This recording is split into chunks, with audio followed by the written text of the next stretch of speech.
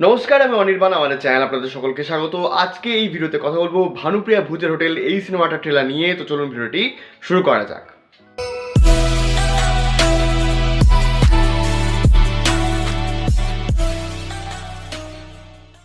তো ফাইনালি উইডোজের প্রথম horror comedy Bhanupriya ভূতের হোটেল তার অফিসিয়াল ট্রেলারটা আজকে এসেছে, যদিও আমার আপলোড করতে একটু দেরি হয়ে যাবে। তো কেমন লাগলো এই ট্রেলারটা দেখুন। আমি যদি এক লাইনে এই ট্রেলারটা রিভিউ করি তো আমার মনে হয় যেটা খুব মজাদার একটা ভালো সিনেমা হতে চলেছে, এবং যদি পলিটিক্স এই সিনেমাটাতে প্রবলেম না করে তাহলে এই সিনেমাটা কিন্তু ভালো বিজনেস করবে। এবার পলিটিক্সের কথা কেন বললাম, কারণ কয়েকদিন আগেই অঙ্কুশের সিনেমা নারী চরিত্র বেয়া জটিল সিনেমাটা এসছে হলে, এবং মানে ভালো পজিটিভ রিভিউ পাওয়া সত্ত্বেও সিনেমাটা কিন্তু জাস্ট উঠে গেল হল থেকে। হ্যাঁ, তো বহুত ইন্টারনাল পলিটিক্স চলছে বাংলা ইন্ডাস্ট্রিতে আমরা জানি, এবং যার কারণে এখন মানে কি বলবো, সিনেমা দেখতে বসে আর মনে হয় যে সিনেমা দেখছি, মনে হয় যেন বিভিন্ন যারা কি পলিটিশিয়ানরা রয়েছে তাদের একটা কাণ্ড কারখানা দেখছি। যাই হোক, সেসব কথা সাইড রেখে যদি এই ট্রেলারটা নিয়ে কথা বলি, প্রথমত প্রায় 3.5 মিনিটের একটা ট্রেলার, এবং গল্পটা প্রায় বলে দেওয়া হয়েছে। ঠিক আছে, যে এখানে একটা হোটেল রয়েছে, সেখানে কিন্তু একটা কাপল বা ফ্যামিলির সাথে থাকছে।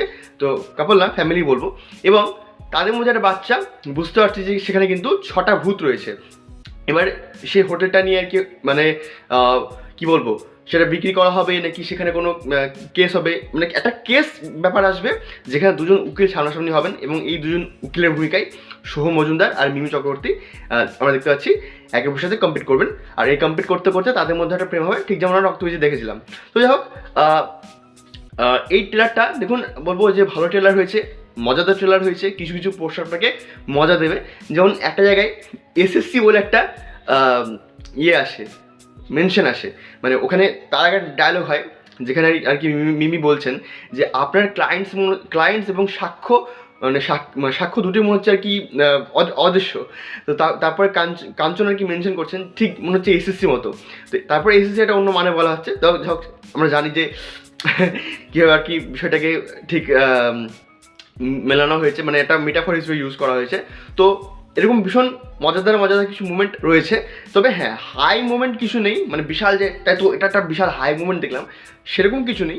হ্যাঁ, একটা তন্ত্রমন্ত্রের বিষয় আসবে সেটাও কিন্তু দেখতে পাচ্ছি। হ্যাঁ, বাট যে গানগুলো শোনানো হয়েছে সেগুলো আমার মনে হলো যে ভালো হতে পারে। আর বনিকে কেন জানি না আমার মানে হিরো ম্যাটেরিয়াল কখনো মনে হয় না, বাট এখানে যদি উইন্ডোজ তাকে দিয়ে ভালো কাজ করাতে পারে তাহলে হয়তো তার একটু বরাত খুলবে। তারও কিন্তু একটা লাভ অ্যাঙ্গেল হয়তো স্বস্তিকা দত্তর ক্যারেক্টার সাথে আছে, মানে স্বস্তিকা দত্ত এখানে একজন ভূতি। তো এই ট্রেলারটা ভালো হয়েছে, মানে আপনারা ট্রেলারটা দেখে মজা পাবেন, এবং যারা আর কি এই কি বলবো সিনেমাটা দেখতে মানে প্রথমে ওয়েট করছিলেন দেখার জন্য, তারা কিন্তু আরও ইন্টারেস্টেড হবেন।